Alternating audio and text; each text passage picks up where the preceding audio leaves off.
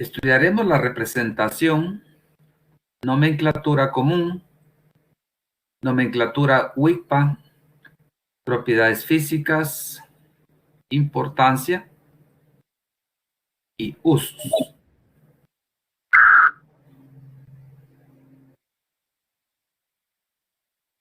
Vamos a la nomenclatura común. Para poder comprender el sistema de nomenclatura común, es importante considerar lo que son los éteres asimétricos. En ellos, los nombres de los grupos alquilo o aromáticos unidos al átomo de oxígeno se escriben en orden alfabético, sin la terminación O, seguidos de la palabra éter. Luego tendremos éteres simétricos. Ahí hay que nombrar el grupo alquilo o arilo, es decir, aromático, agregaremos el prefijo di y luego agregaremos la palabra éter.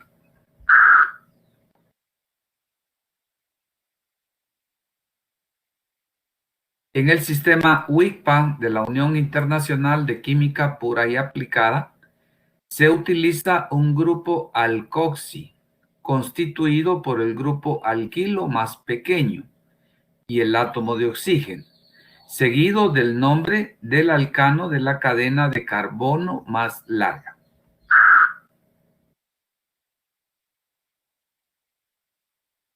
Entonces, consideremos el primer ejemplo. Lo primero que visualizamos es que este es un éter asimétrico. Para poder definirlo de esa manera, trazamos un eje imaginario en torno al oxígeno que nos divide la molécula en dos partes. Y pues aquí resulta clarísimo que lo que está del lado izquierdo no es igual que lo que está del lado derecho. Aquí tenemos un grupo metilo, mientras que del otro lado tenemos un grupo etilo. Entonces, esta es la primera situación que es importante tener clara.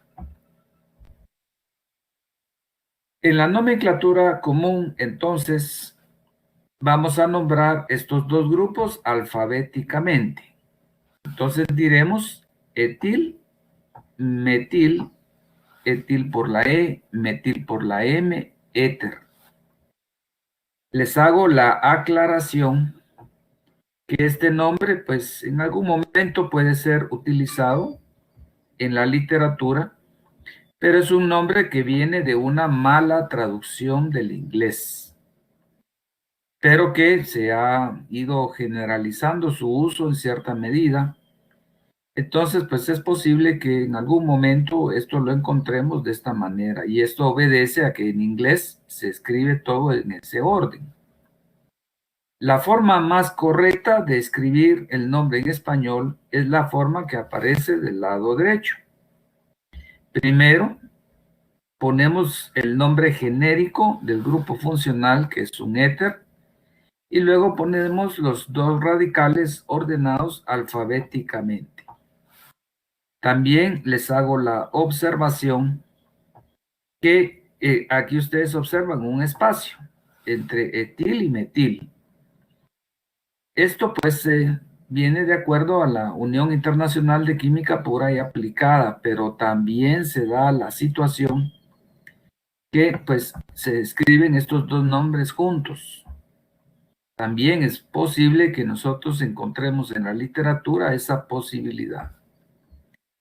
Ustedes muchas veces tal vez se digan, ¿por qué tanta situación con la nomenclatura? Es que realmente eso es lo que ha ocurrido. Se nombran las sustancias de una manera, otros la nombran de otra, y entonces se empieza a usar mucho esas formas, y luego cuando la Unión Internacional de Química Pura y Aplicada establece cierta regla, ya lo otro se ha usado tanto que es difícil de eliminar eso por completo. Entonces, cuando uno consulta publicaciones especializadas de nombres de sustancias, uno se admira cuántas formas de nombrar una sustancia hay. Entonces, la Unión Internacional de Química Pura Aplicada ha hecho cierto esfuerzo, pues, de estandarizar todo esto. Pero en cierto momento esto se ha tornado un poco complicado. Ahora vamos a la nomenclatura de la Unión Internacional de Química Pura y Aplicada. Y aquí, pues, la pretensión es ir aplicando las reglas que ya hemos venido manejando. Ustedes se recuerdan que la regla esencial es buscar la cadena más grande. Supónganse ustedes que aquí tuviéramos, en lugar de CH3O, que fuera un cloro, entonces eso sería un cloroetano, derivado del etano. Y en este caso, pues va a ser una situación similar, solo que tenemos un grupo metilo con oxígeno, que es lo más pequeñito, que va a estar constituyendo la cadena que, pues, como lo hemos visto en las reglas, debe ser la cadena más grande. En este caso será la cadena de 2 carbonos la más grande.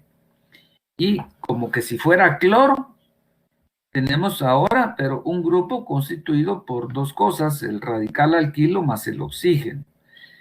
Un metilo más oxígeno, uniremos el nombre de los dos y lo indicaremos como metoxi.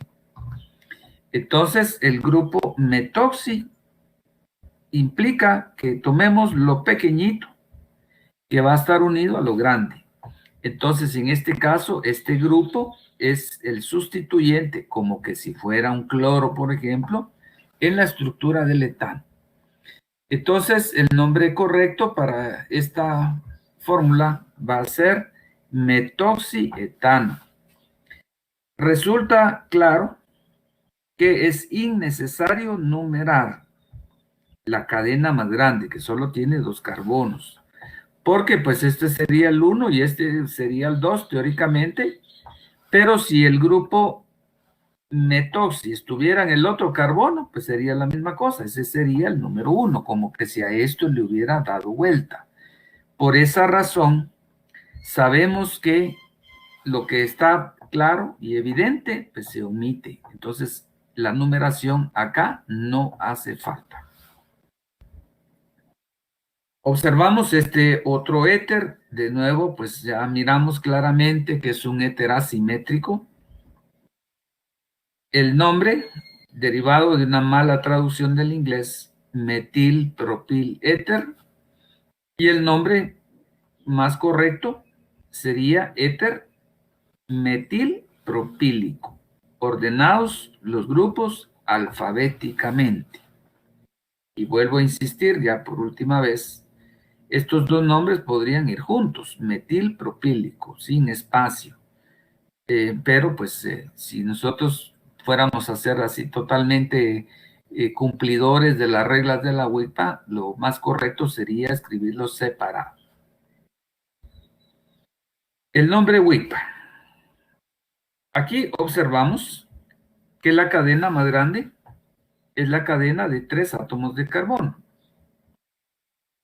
Y aquí sí es importante numerarla, porque no es lo mismo que el grupo del metilo con oxígeno esté en el carbono 1 a que esté en el carbono 2. Serían 2 sustancias diferentes. Entonces tenemos 2 isómeros posibles, por lo que sí es indispensable indicar en qué posición está el grupo pequeño. Y el grupo pequeño va a ser metil con oxígeno, metiloxi. Entonces diremos que este es un grupo metoxi. Entonces la forma correcta de nombrarlo va a ser primero indicando la posición guión metoxipropano. Este será el nombre WIP. Este otro éter, observamos que es un éter simétrico. Si nosotros dividimos este éter en 2, pues claramente nos quedan 2 grupos igualitos de los 2 lados. Entonces tenemos que indicar que son los 2 grupos, lo vamos a indicar con el prefijo di, metil, son 2 grupos metilos, éter, la mala traducción del inglés. Y en español, pues va a ser éter dimetílico. En el nombre WIPA, pues la cadena más grande es evidente que es solo de un carbono y el otro también solo tiene un carbono. Por lo tanto, yo puedo seleccionar como base cualquiera de los dos grupos metilos porque va a ser exactamente lo mismo. Entonces diremos, por ejemplo, que la base va a ser lo rojo y el sustituyente va a ser el metilo con oxígeno, que pues ya sabemos que se nombra como metoxi. Entonces este va a ser un metoximetano. Esta sería la lógica de la nomenclatura de la WIPA. Este otro es un éter simétrico, dietiléter o éter dietílico. Y luego las dos cadenas van a ser del mismo tamaño. Uso de base la que se me antoje, va a ser exactamente lo mismo. Supongamos que es la del lado derecho. No es necesario numerar, porque es lo mismo que se ubique el sustituyente de un lado o de otro. Y entonces el sustituyente acá viene de etano. Entonces diremos que es un grupo etoxi. Esa va a ser la lógica. Entonces el nombre finalmente me queda como etoxietano.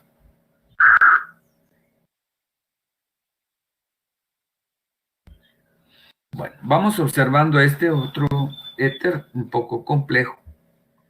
Si miramos el oxígeno, miramos hacia el lado derecho, tenemos un grupo metilo y hacia abajo tenemos un grupo de 4 átomos de carbono, y a estas alturas debiéramos identificarlo con una relativa facilidad que corresponde a un grupo sec-butilo. Entonces, pues tenemos que nombrar esos dos grupos alfabéticamente. Me quedará ordenado por la B, butil, luego por la M, metil éter, y el nombre más adecuado sería éter sec-butil metílico. En la nomenclatura WIPA, pues tendremos que aplicar las reglas. La cadena más grande, evidentemente, tiene 4 átomos de carbono. Esto va a ser mi estructura base, esta cadena que está acá. Y entonces esa cadena la tengo que numerar. Esto va a ser 1, esto es 2, 3 y 4. No es lo mismo que el grupo esté en carbono 1 o esté en carbono 2. En carbono 3 ya no podría ser 3, pues, porque siguiendo la regla, eso correspondería a la posición 2. Entonces, el grupo sustituyente lo ubicamos en la posición 2. Este va a ser el grupo sustituyente.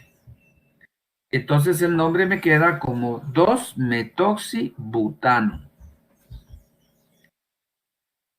Este otro éter es asimétrico. Tenemos un grupo etilo del lado izquierdo, un grupo fenilo del lado derecho. Entonces, en la nomenclatura WIPA, ordenando alfabéticamente etilfeniléter o éter etilfenílico. Y este sería el nombre común. En la nomenclatura WIPA tendríamos lo pequeño sustituyente de lo grande. Tenemos una cadena de 2 átomos de carbono contra un anillo de 6. Entonces lo más grande tendrá que ser el anillo.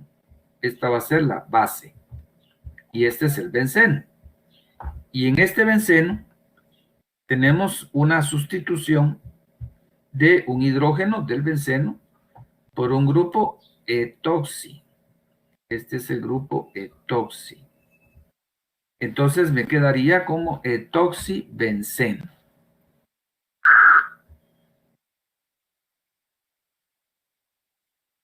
Bueno, miramos este otro. Es un éter asimétrico. Ordenamos alfabéticamente los grupos. Un grupo del lado izquierdo, otro grupo del lado derecho.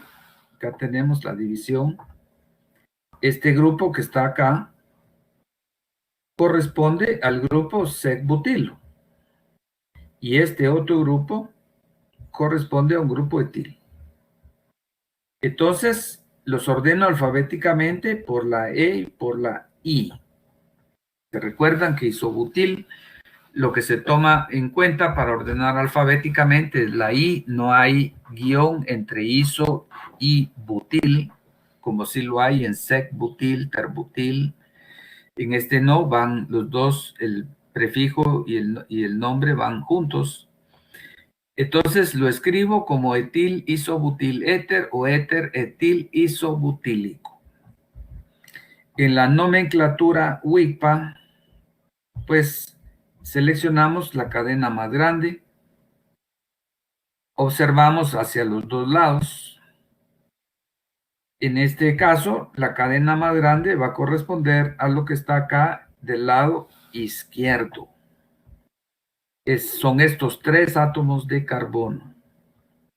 Esta va a ser mi estructura base. Esto que es el propano, siguiendo las reglas, lo tengo que numerar.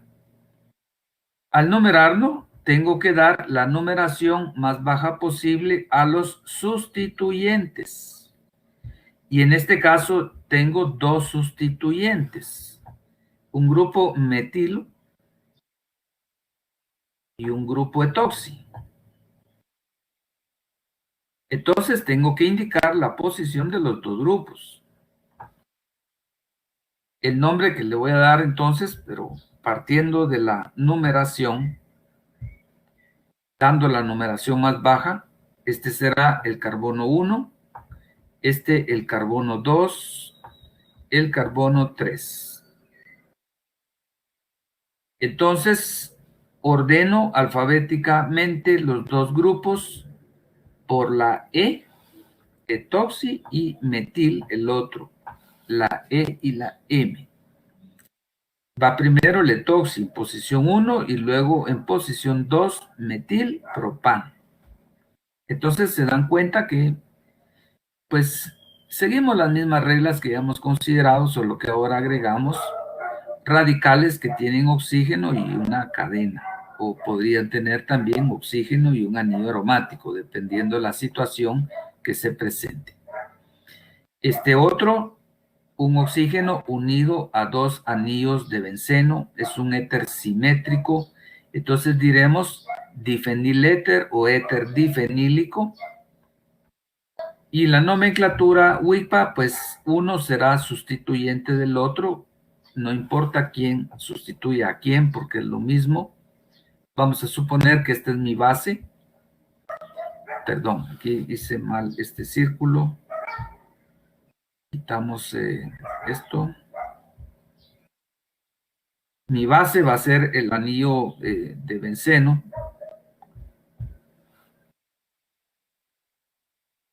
Vamos a tener acá marcado rojito. Mi base va a ser el anillo de benceno. Y el sustituyente va a ser el fenil, porque es fenilo, feniloxi. Entonces diremos fenoxi.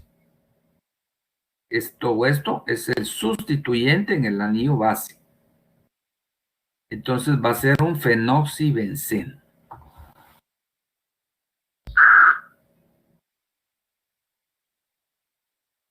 Otros éteres. Aquí incluimos un ciclopropano. Entonces, es claramente un éter asimétrico. De un lado tenemos el ciclopropil y del otro lado tenemos el metil. Los ordeno alfabéticamente. Entonces me queda como ciclopropil metil éter o éter ciclopropil metílico. Y en la nomenclatura WIPA, pues tendremos que seleccionar quién es más grande. Esa va a ser mi estructura base. En este caso, tenemos un anillo de 3 y del lado derecho tenemos un solo carbono. Entonces, el anillo de 3 tiene que ser la base. Y el sustituyente va a ser oxígeno con metilo, es decir, un grupo metoxi. Esto que está en celeste es el grupo sustituyente de la parte más grande. Entonces me queda como metoxiciclopropano.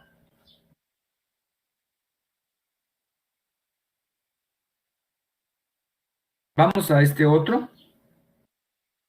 Este diremos que es un éter heterocíclico, tremendamente importante. Esto va a ser el furano. Hemos aclarado que es heterocíclico porque tenemos a un oxígeno formando parte del ciclo. Los demás son carbonos. Es decir, es un ciclo heterogéneo, con dos tipos de átomos en este caso. Y luego tenemos el otro éter heterocíclico que corresponde al pirano.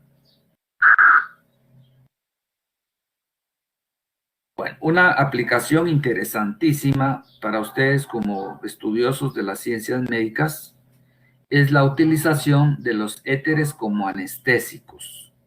Entonces, aquí les puse un audio para entender cómo es esta situación. Escuchemos. Anestesia es la pérdida de toda sensibilidad y conciencia. Un anestésico general es una sustancia que bloquea las señales hacia los centros de la conciencia en el cerebro, de modo que la persona experimenta una pérdida de memoria y de la sensibilidad al dolor, al tiempo que tiene un sueño artificial. El término éter ha estado asociado a la anestesia porque el dietriléter fue el anestésico que más se utilizó durante más de 100 años. Aunque es sencillo de administrar, el éter es muy volátil y altamente inflamable. Una pequeña chispa en el quirófano podría causar una explosión. Desde la década de 1950 se desarrollaron anestésicos que no son inflamables, como furano, isoflurano, etrano, enflurano y pentrano, me-toxiflurano. La mayor parte de estos anestésicos conserva el grupo éter, pero la adición de muchos átomos de halógeno reduce la volatilidad y la inflamabilidad de los éteres. En fecha más reciente se sustituyeron con fluotano, halotano, debido a los efectos adversos que genera la inhalación de los anestésicos tipo éter, como la toxicidad para hígado y riñones, así como arritmias.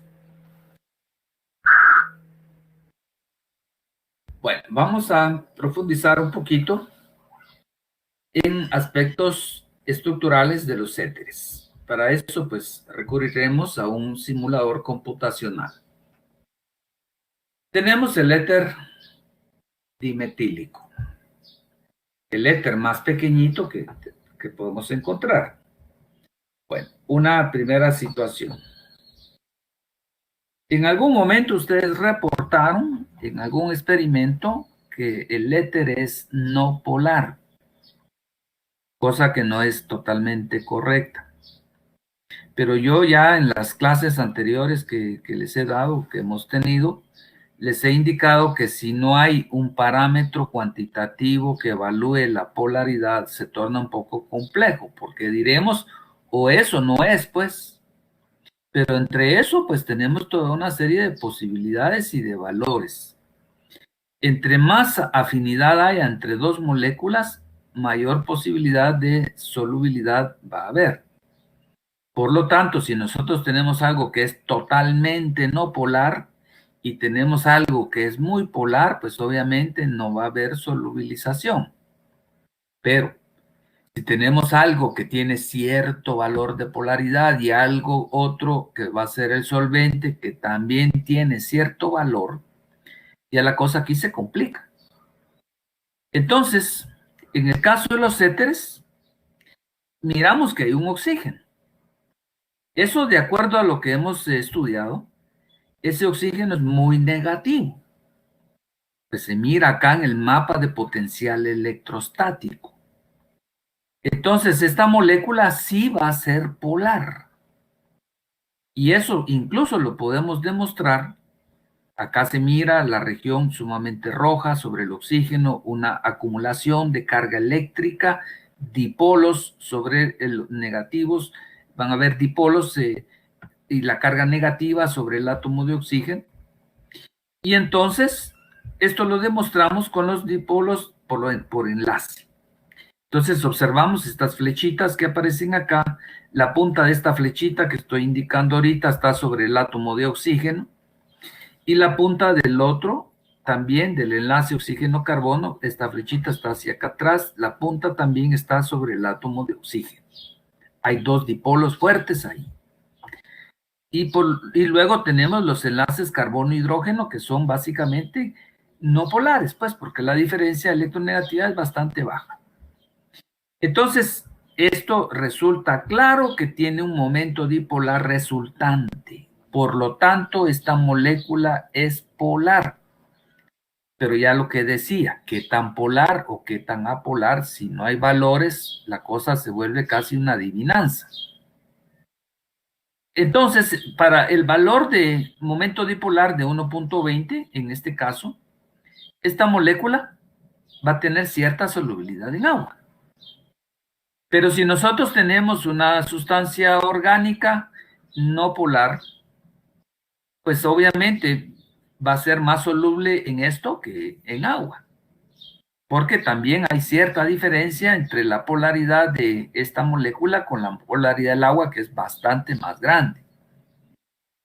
Entonces puede ser que una sustancia orgánica pues se disuelva en esto, pero eso no quiere decir que esto sea no polar, y es el aspecto sobre el que estoy haciendo énfasis para que queden los conceptos claros.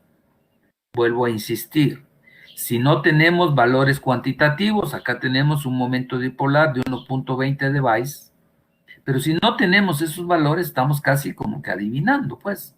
En algún momento puede ser sencillo si tenemos situaciones así o muy afines o muy diferentes, ahí tal vez podemos concluir algo positivo, pero de no ser así, la cosa se complica bastante.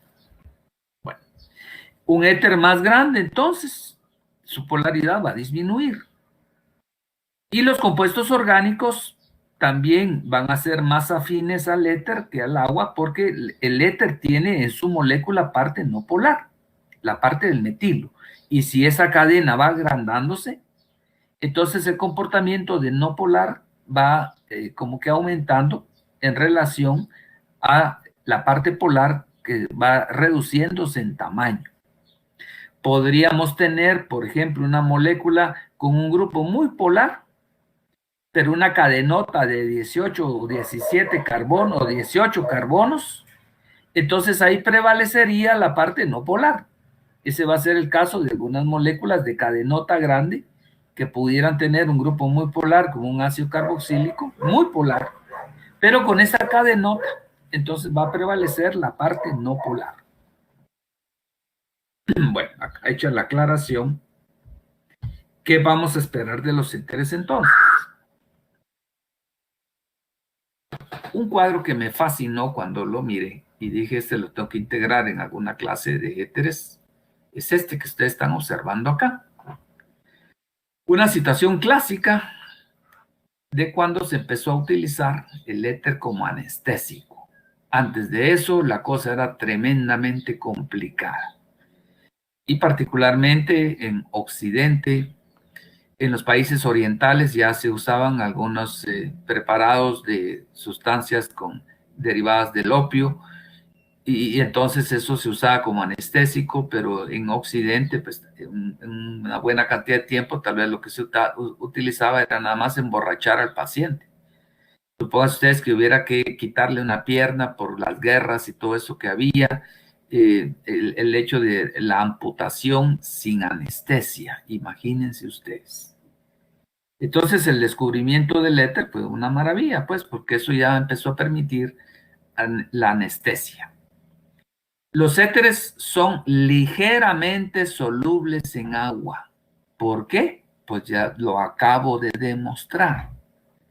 Si fuera una molécula totalmente no polar, pues no habría solubilidad, pero tiene cierta polaridad. Y esta situación también se va a dar porque el éter, teniendo oxígeno, puede formar puentes de hidrógeno con el agua. El éter con éter no forma puentes de hidrógeno, pero el éter con el agua sí puede formarlos. Y otra cosa es que carecen de coloración. Poseen aromas agradables, como ocurre con los ésteres, tal vez no tan sabrosos. El éter más pequeño se encuentra en condiciones normales en estado gaseoso, tiene un punto de ebullición pues relativamente bajo.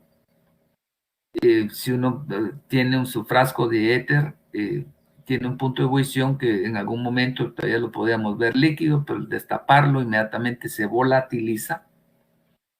Entonces, en condiciones normales está en estado gaseoso y los más pesados, en cambio, en estado sólido. Aquí vamos analizando ciertas cosas importantísimas. Y fíjese que todo esto en un momento podría volverse intrascendente si solo repetimos como loritos que, por ejemplo, el punto de ebullición aumenta conforme aumenta el peso molecular. Pero vamos a ir un poquito más allá, ya en cierto momento, si ustedes analizaran, ya cuando sean médicos y piensen en alguna sustancia química, por ejemplo, que sea soluble en agua, que sea soluble en alcohol, ustedes ya piensen en algunas de estas cosas que vamos a ver o hemos estado viendo en este curso. Bueno, miremos pues. Vamos a usar de referencia el agua. Los alcoholes forman puentes de hidrógeno, lo cual da mayores puntos de ebullición. Los éteres tienen puntos de ebullición que son más cercanos a los de los alcanos de masas moleculares similares. Bueno, entonces, hagamos estas comparaciones. Analicemos el caso del agua, por ejemplo. El agua tiene un peso molecular de apenas 18 gramos por mol.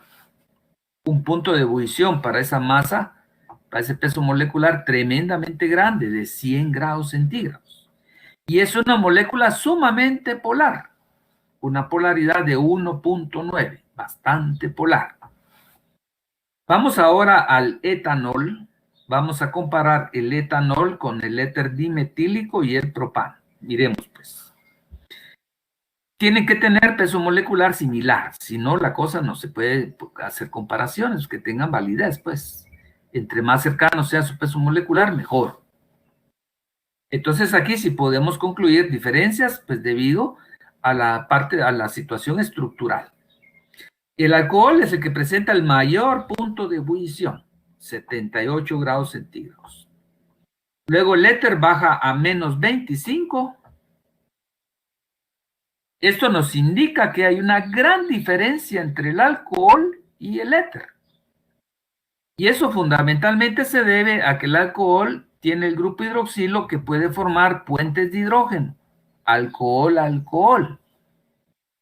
Entonces, para, digamos que, vencer esas interacciones de puentes de hidrógeno, tengo que aplicar más energía.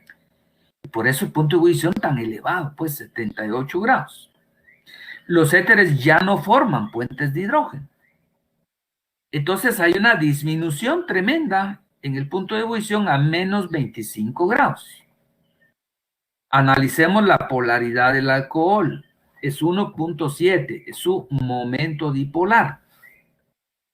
Y esta tabla está tomada del libro de texto. Y luego tenemos el éter. Tiene una polaridad menor que la del alcohol. Entonces, fíjense ahorita lo que tenemos. ¿En quién sería más soluble el éter dimetílico? ¿En el etanol o en el agua? Pues está más cercano al etanol, pues. Su polaridad es más cercana al etanol. Entonces, esto va a tener una mayor solubilidad en etanol. Entre más cercanas estén las polaridades, pues más posibilidades de disolución vamos a tener. Si yo le agrego agua, la diferencia de 1.3 a 1.9 ya es ciertamente considerable, entonces la solubilidad tiene que disminuir. Y ahora metamos en la comparación el propano. El propano ni es polar porque no tiene oxígeno ni tiene grupo hidroxilo. Entonces el punto de ebullición bajó considerablemente más, a menos 42.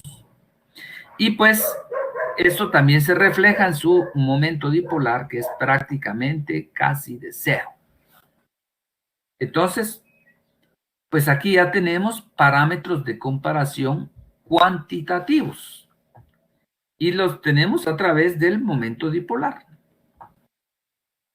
Si uno solo al ojo dice esto es polar y esto es no polar, pues se queda muy corto, pues porque hay toda una serie de valores que podríamos tener de polaridad.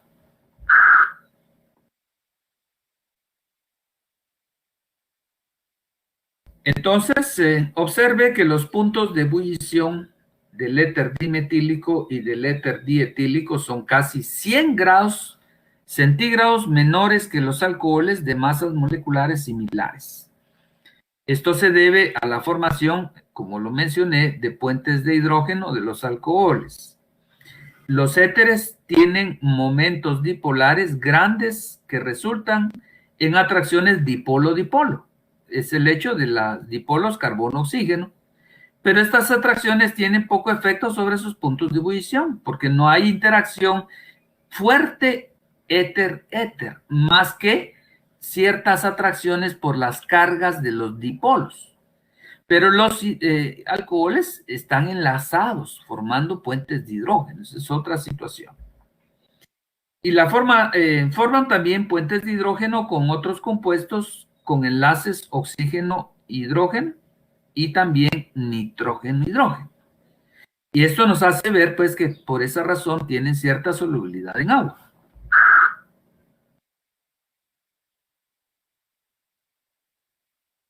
Bueno, aquí analicemos con estas gráficas lo siguiente. Primero tenemos los alcoholes. El alcohol es donador de puentes de hidrógeno. Es donador. Está el hidrógeno que lo está donando. Y también es aceptor. Porque tiene un oxígeno que lo puede recibir. Este oxígeno es aceptor y además hay pares de electrones muy negativos que atraen al hidrógeno que tiene cierta carga positiva. Por lo tanto, se forman los enlaces de hidrógeno. Acá lo observo. Ahora vamos con los éteres. Los éteres no son donadores porque no tienen hidrógeno, pero sí pueden ser aceptores. Pues como no hay hidrógeno que se pueda donar, no hay puente de hidrógeno. Ahora, un alcohol con éter, o podríamos pensar agua con éter. El alcohol o el agua sería donador. Aquí está el hidrógeno que está donando. Y el éter va a ser aceptor. Por esa razón muestran cierta solubilidad en agua y también mostrarían una mayor solubilidad en alcohol, porque la polaridad del alcohol está más cercana a la polaridad del éter.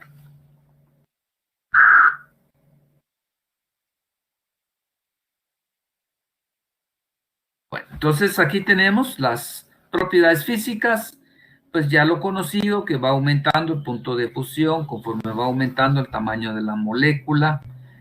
El punto de ebullición, pues la misma situación, la solubilidad va aumentando, pero ya en este ejemplo encontramos, por ejemplo, el éter difenílico, que ya es más denso que el agua, y este otro, que es un éter heterocíclico, el 1,4-dioxano, también es más denso que el agua. Normalmente serían menos densos que el agua. Una aplicación que me pareció interesante de un medicamento que es alcohol y un poliéter. Acá observamos el grupo hidroxilo, alcohol, y muchas partes que tienen el grupo funcional éter.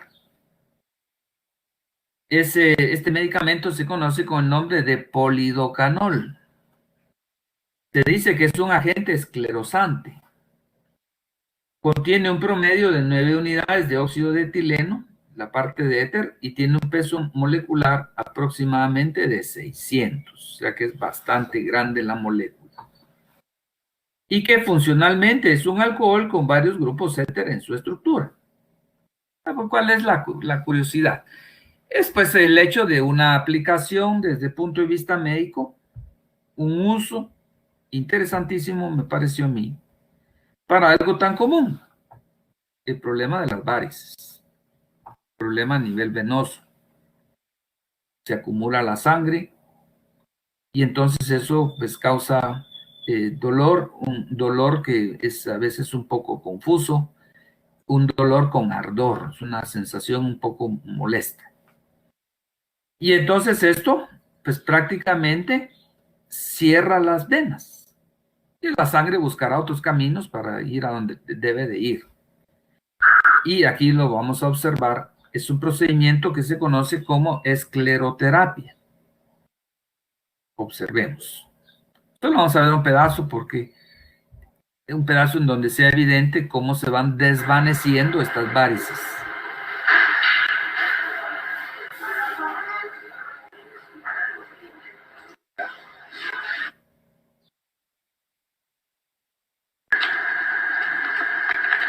En un tratamiento fácilmente pueden haber 75, 80 pinchazos.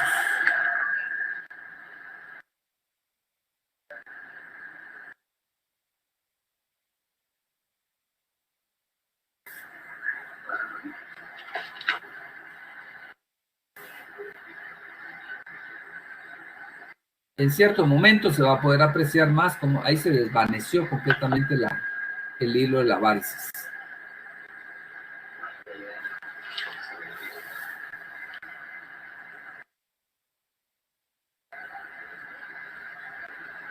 En cierto momento se va a poder ver de mejor manera. Ahí ya les voy a indicar.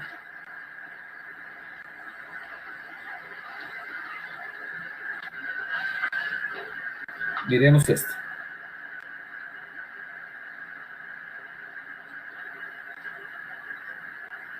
Ahí se mira claramente cómo se va desvaneciendo el hilo de la marca de la varice.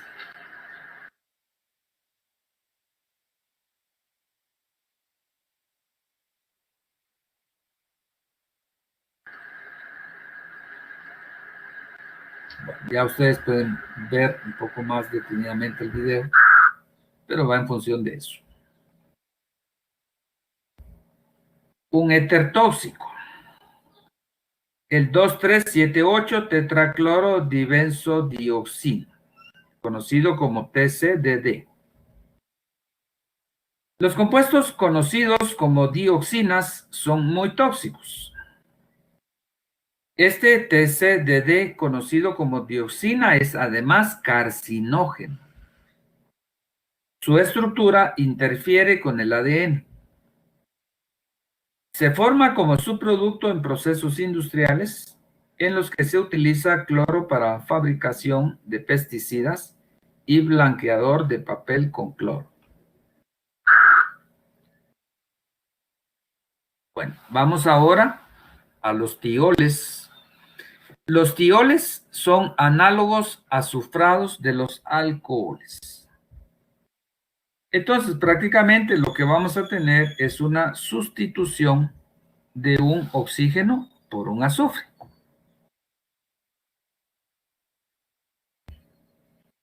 Los tioles se nombran por medio del sistema que se usa para los alcoholes con el sufijo tiol en lugar de ol. O sea, prácticamente la misma situación que los alcoholes, solo que no diremos metanol, sino metanotiol. El grupo SH, que es el grupo funcional de los tioles, se conoce como grupo mercapto.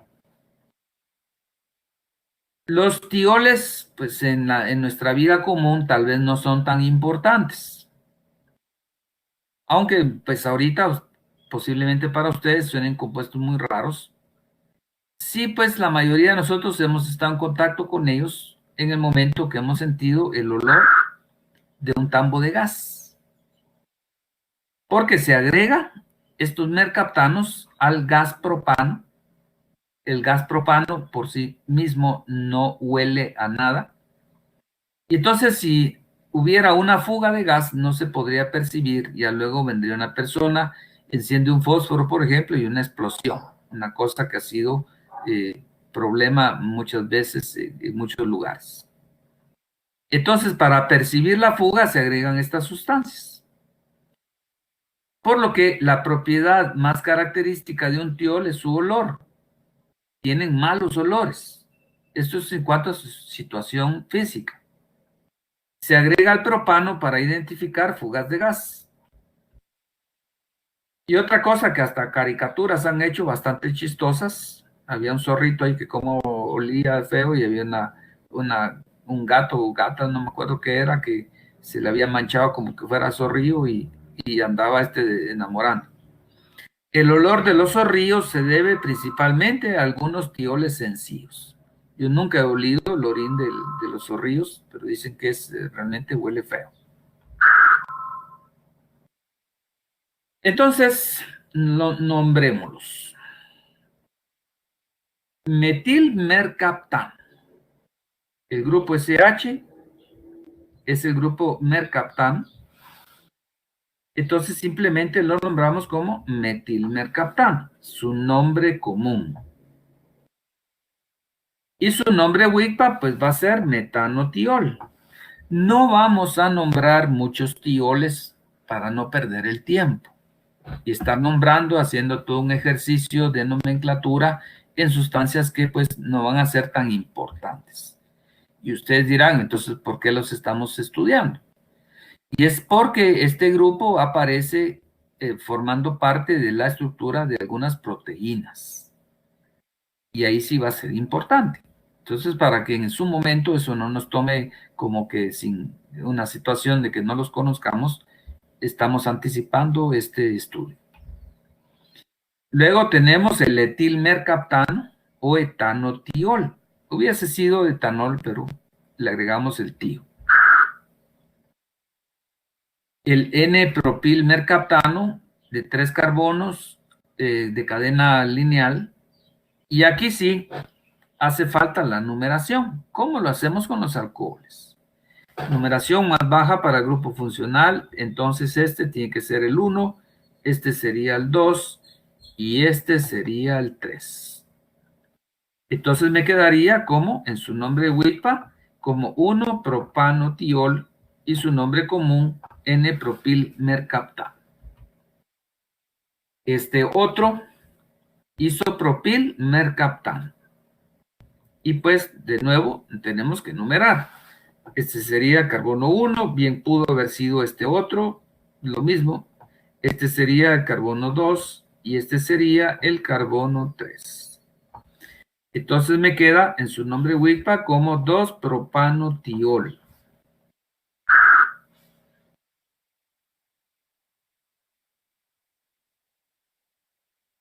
Y eso sería la clase del día de hoy.